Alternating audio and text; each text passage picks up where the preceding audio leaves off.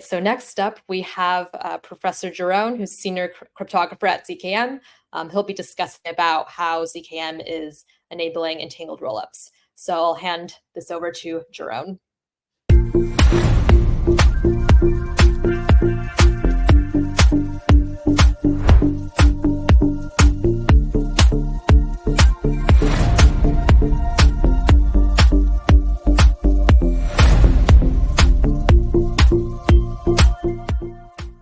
So my name is Jeroen. We just had this wonderful panel talking about zero knowledge, obviously, and about ZK rollups. And in this talk, I want to show some of the important implications that we can create if we have a ZK rollup. The idea is the following. Everybody knows that we have bridges. Or let me go to the next slide. Yeah, so the idea is this. So every main chain is kind of an island. It's a separate entity, not aware of the outside world. It doesn't know that other chains exist. And so what we would like is to have these chains communicate with each other. And more importantly, even we would like to be able to create asset transfer between those layer ones. So here we see this world in which we have, I skipped a slide, no. We have like an example of two ecosystems that are isolated from each other. And the current solution is to create a bridge. So what's a bridge? It's a separate intermediate entity which is trusted with holding assets during some period of the transaction. So this is bothering, because if it means that the parties that transfer assets, that they need to have faith in another additional entity. And so this is sort of unlike, not desired in the blockchain space. It provides an opportunity for attack. It may be that while your assets are on the bridge, that the bridge is being attacked and being hacked. There have been many cases of this. So this is what we see here. It was the previous slide, but now we have this additional entity which is called the bridge. So the main thesis of my talk is the following.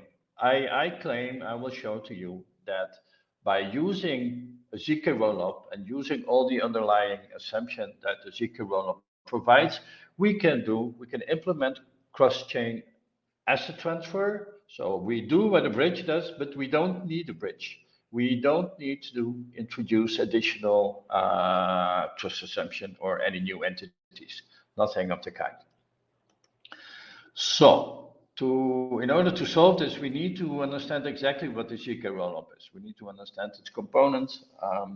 We need to do some examples of asset transfer. I will also talk a bit about what is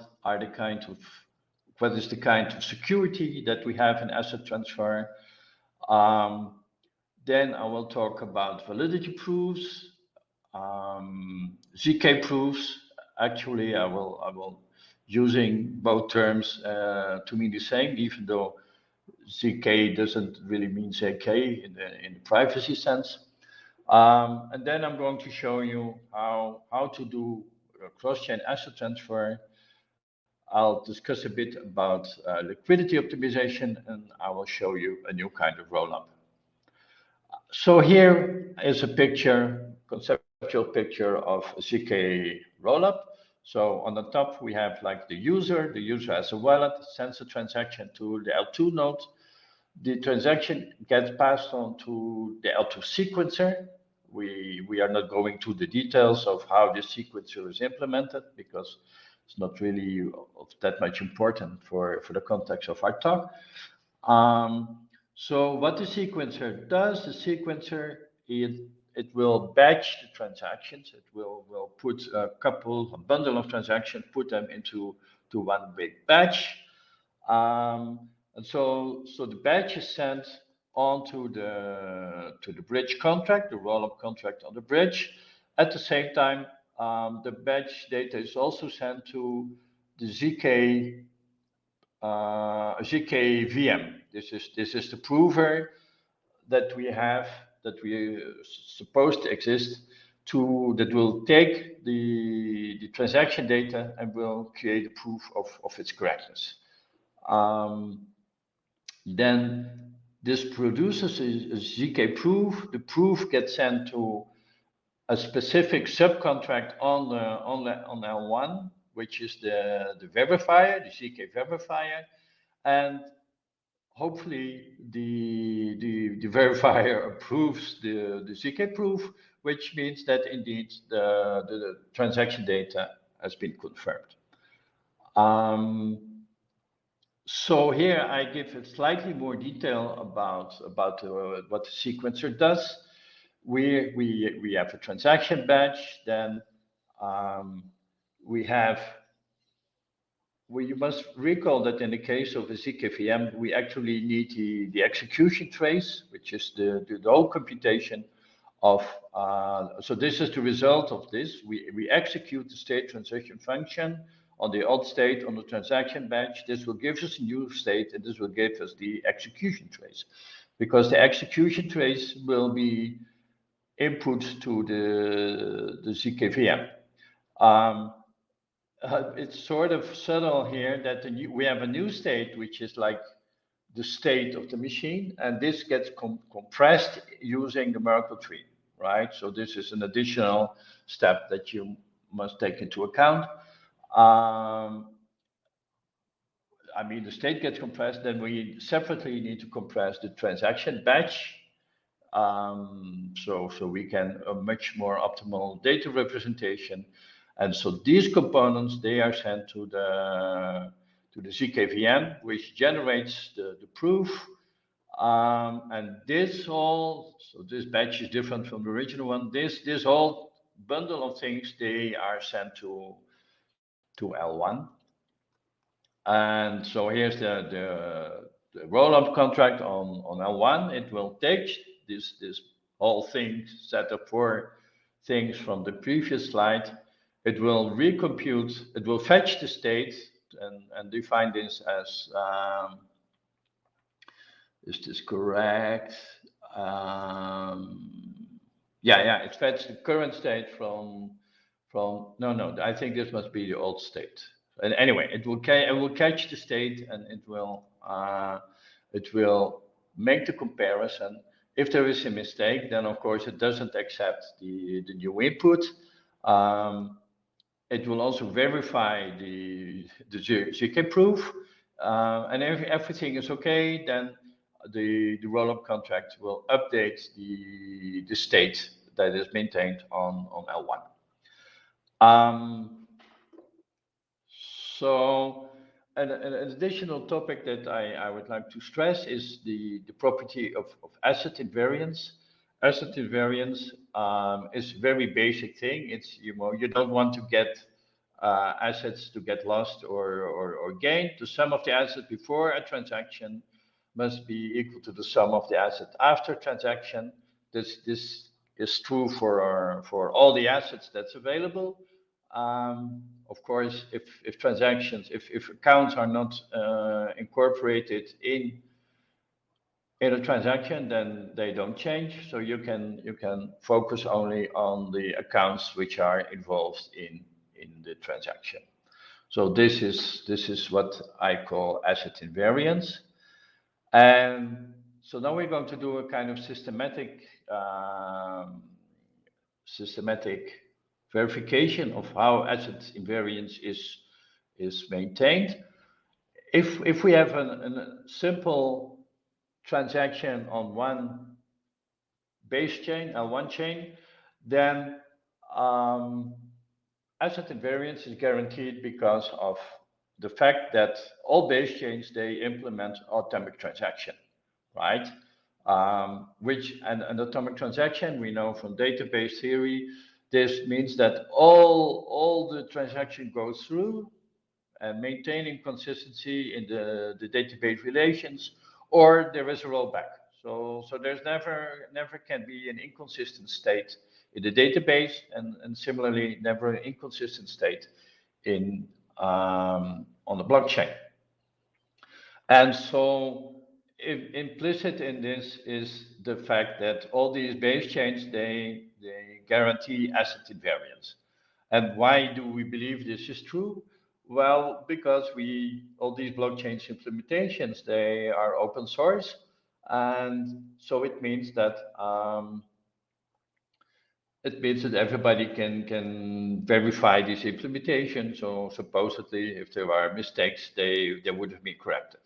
So this is what guarantees asset invariance on L1. On L2, the situation is slightly more complicated, slightly different,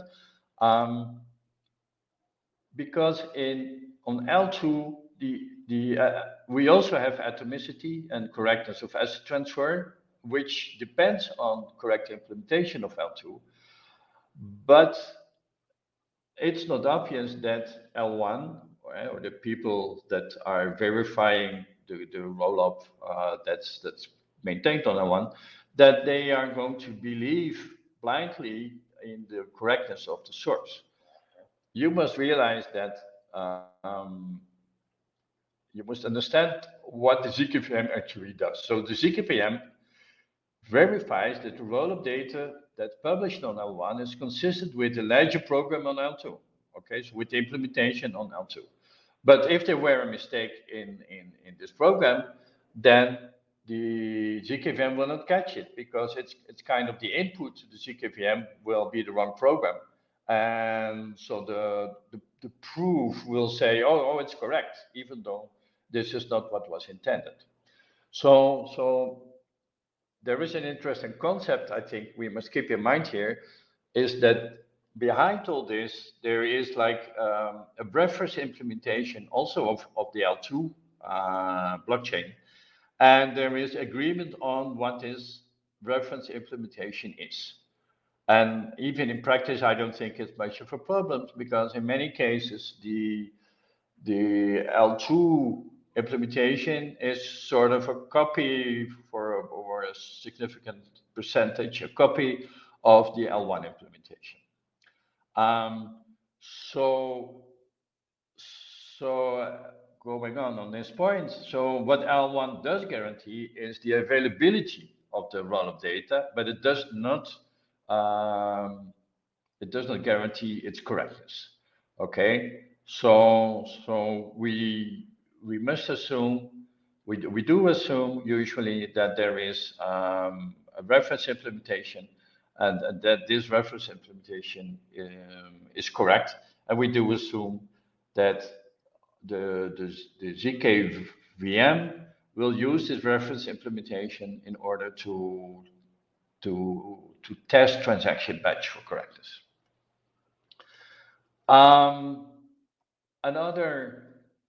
We will see examples that there are cases in which atomic transactions simply are not possible. For instance, if I have go from L1 to L2, it may not be possible. Also, when I have I go from one base chain to another base chain, then there are different chains. So atomic transaction is just completely out of the question. So in that case, we use a different strategy, which is very common practice. It's like what I call first destroy, then create.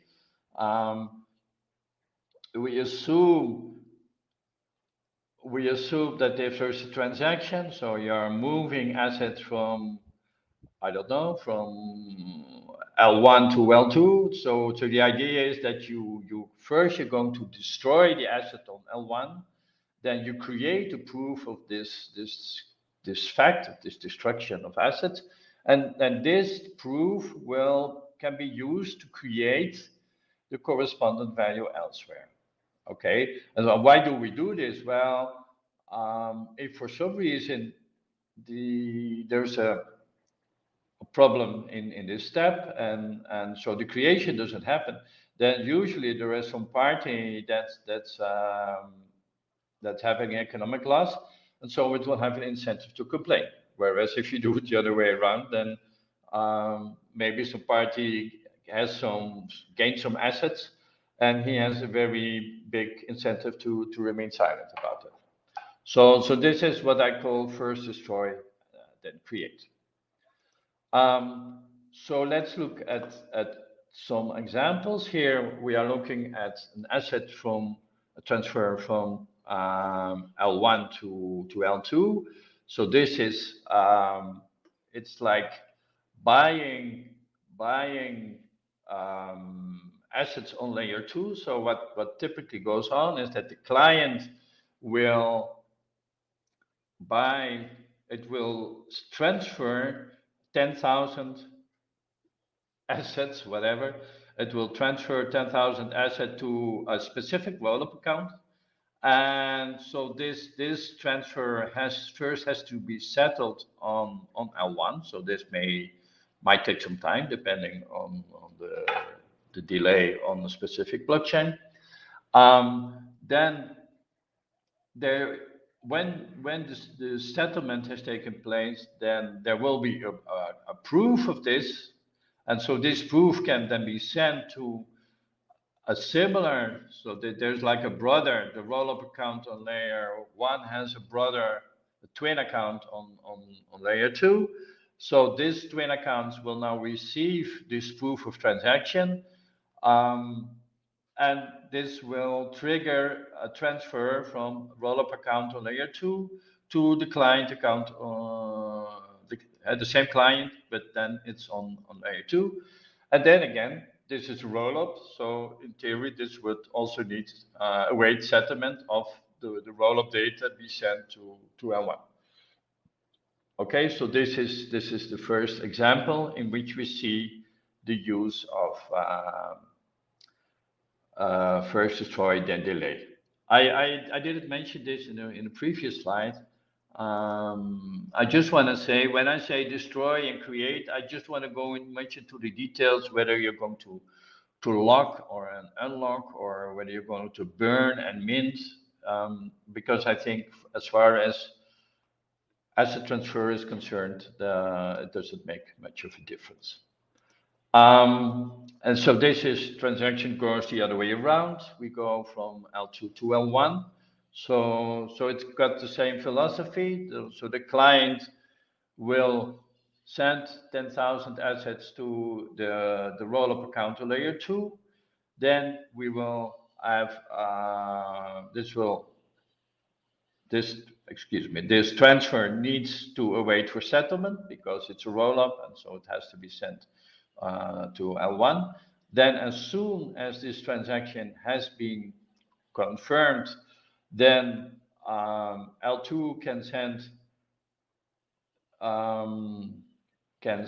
the proof of transaction to L1. Actually, the arrow should be here, maybe from the rollup account. The rollup account here observes until the transaction has been settled, and then when this is confirmed, it will send it to his twin account on layer 1. Then this will trigger the transaction in which 10,000 assets will be sent to the client account on L1, and again we will have to wait for settlement. So this is the basic thing that we get from what is it? A ZK rollup, right? We having a ZK rollup, and this will gives us vertical transactions between L1 and L2. And this brings us to the crucial observation of this talk, which is the following. Intuitively, it's like this. If here we are sending, if we look at this slide, for instance, this proof of transaction could be a zero knowledge proof, right? This works, this is like a certified check. I call it a certified check. This is the way I think about it. And then instead of doing this between L2 and L1, we can also do it between blockchain A and blockchain B. That is the whole observation that we are trying to exploit. So as written here, the ZK proof of transaction guarantees that some transaction took place on the rollup. This works like a certified check. We can also utilize this same concept to implement asset transfer between different blockchains, provided that we can generate proofs that some transaction took place on a main chain. So what does that mean? Well, suppose no. So here is the same slide as 2 slides ago, except what's going on from top to bottom. Now what's going on from left to right. So it's the same idea that I explained. It's just that instead of having layer 2 and layer 1, we have now blockchain A and blockchain B. And it's the same thing. And here we are using the certified check in the form of a ZK proof of transaction. Now, the crucial question that we need to understand is this: how can we be sure that a transaction has been settled on chain A? How can blockchain B be convinced that this is indeed happened? Because a priori, blockchain B doesn't have to believe anything outside its own chain. It doesn't believe it, right? That is the whole underlying concept of the blockchain, and it's what I started my talk with. It's like these are islands in the middle of the ocean, not aware of any other entities. So the solution to this is the following. Maybe you remember the Mina blockchain. So the Mina blockchain is very interesting. What they do is they the proof of transaction is all the way. Every time there is a new block, the proof of transaction is recalculated. What they do is they go back. So here's your transaction, and they produce a proof that goes back all the way to the Genesis block, right? And so the transaction on A plus relevant data is sent to a ZK prover. So you have the let's say the hash chain that goes back to the Genesis block. Now you convert this into a ZK proof, and then by using recursive proof techniques. So this is one of the very interesting, very somewhat intricate parts of ZK SNARKs, is how to use recursive proof techniques to make sure that the final proofs are very, very small and very efficient to verify. So this is how Mina works. And this is by itself is already very powerful. So just let me give you a concrete example. Suppose that we are talking here about Bitcoin, and so suppose that we have a way, maybe a program that can verify if a transaction is valid. So we have this program. This program can be using verifiable computation, using ZKVM, we can produce a zero knowledge proof of this. So we get a zero knowledge proof that this transaction indeed took place on Bitcoin. And so imagine this transaction now is sent to, no, I'm sorry, the ZK proof is sent to Ethereum, and there is a verification contract on Ethereum that can understand the ZK proof and confirm that the transaction indeed took place. So this is the idea. There's a slight problem with this, is that it is conceivable that this transaction here still gets undone. And this is why it's interesting to consider a different strategy. Instead of going back, we are going into the future. So suppose that the transaction is included in block M, as depicted here. Then we're going to wait n blocks when n is sufficiently large to guarantee that no rollback will take place. And then, so this is n. So here we have block m plus n.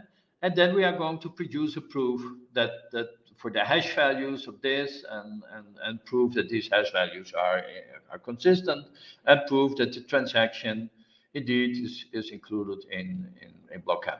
So this is yet another way of showing that a settlement has taken place on, well, in this case, the example is slightly tuned toward Bitcoin. You can think of other consensus mechanism, and we know in other consensus mechanism, again, we can, I don't know, maybe we need to do a signature verification. Well, the signature verification can be implemented as an algorithm. This algorithm can produce an execution trace, and the execution trace can produce a zero-knowledge proof.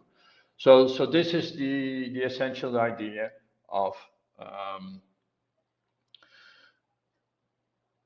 our technique.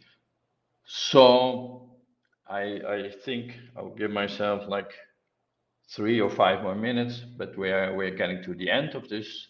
So before we had 2 separate ecosystems, but now we are having 2 entangled ecosystems. So this is why we like to call this the entangled rollup. Interestingly, well, so there is a problem and there is a solution. I mean, the problem isn't so interesting, the solution, which is interesting. If you do this, what I explained to you is true for A1, B1, but you may have a problem. So suppose that you are transferring asset from A1 to B1, but suppose now, so let's see. So here, in chain B, the rollup account has to transfer 10,000 assets to the client. And maybe this rollup account doesn't have this amount of reserves. So this is potentially a problem. This is just like when you go to the airport and you want to buy another currency, and the exchange doesn't have it. So it's like the same thing. And in some instances, when you use layer 2 transaction between A2 and B2, sometimes this question can be solved, and we call this liquidity optimization. So here there's a hypothetical example. Suppose we have USDT on A2. Okay. Now the thing is this: if the smart contract on A2 needs to destroy 10,000 USDT, while the smart contract on B2 needs to create 10,000 USDT. Now, suppose that you are the entity that controls the coinage, the USDT in this case. This is just virtualized. So this for the entity that controls it, this is just bookkeeping. There are no real assets there. So this is a very powerful idea. If you control the coinage on both L2s, then the coinage or the currency is virtualized, and this is just bookkeeping. There are no real assets going down. So if you extend this idea to not to 2 chains, but to 3, 5, 8 chains, imagine you have like USDT on Avalanche, on Ethereum, I don't know, a couple of other chains, then you can, for instance, you could give uniform access to this asset by some user. So instead of having the assets fragmented over all these different chains, you have like one unified kind of access. So this is the liquidity optimization. Now, oh, this is depicted in this diagram. Very recently, actually last week, I was thinking about yet another idea. So you can imagine that you have a roll-up here, but that the roll-up data gets replicated not just to one layer one, but it gets replicated to several layer ones just in parallel. So the sequencer sends its data not just to one layer one, but it sends it to several. It sends it to several. I'm sorry, several L1s. Okay, so it sends. So we have one L2 in this example, but the roll of data gets sent to A1, to B1, and to C1. Now, what you could do with this is that you can create one uniform asset here on top of it and have it replicate and maybe communicate with all these layers. But what's even more interesting, instead of restricting yourself to one asset, you can maybe produce several assets, because the roll-up is just a ledger program, and you can just say, well, I want the ledger program to work for currency A and currency B and currency C. And these are just copies of the same program. In addition, if you could have like a part of the Merkle tree could be dedicated to currency A, other to B, other to C. So in the root, that doesn't cost you anything extra. And so I have good hopes for this idea, that this idea may be very powerful, a powerful way to unify many different bitcoins, many different blockchains, and to again to unify access to assets on several chains, several assets on several chains. So this is one of the ideas that I'm exploring these days. Just to wrap it up, well, this summarizes what I just said. Let me just get to the last slide. So apart from this advanced universal, entangled roll-up version 2, there are some other questions that we're looking at. One of the questions I like is that maybe we can identify a subclass of simple and fast transaction and put them in a separate queue. So because the problem is that we know that proof creation can take hours and hours of time, but maybe there are, I don't know, maybe 30% of the transaction are just simple transaction from account A to account B, and maybe we can select them, put them separately in a separate queue, in a separate batch, and maybe we can reduce the proving time from hours maybe to, I don't know, 10 minutes, 20 minutes or so. I think that would be a wonderful improvement. Okay, so that's it. It was very quick maybe, but this is what I have to talk. So thank you very much, Alice. Yeah, thank you, Jeroen. It's pretty powerful that we can utilize these existing underlying primitives in ZK rollups for these cross-chain transfers in like a trust minimized way without having to implement an actual bridge. I think that's pretty powerful. That's powerful. That's amazing, actually. Yeah. It never occurred to me when I started ZK rollups almost 2 years ago. They seem simple, but they are very clever, intricate objects. Yeah, absolutely. Yeah, thank you so much, Jeroen, for joining and for the presentation. For our last event today. For inviting me. Yeah, thank you. For our last event today, we have Vinishri, who will be from Firma, who will be presenting the closing keynote on open problems in ZK.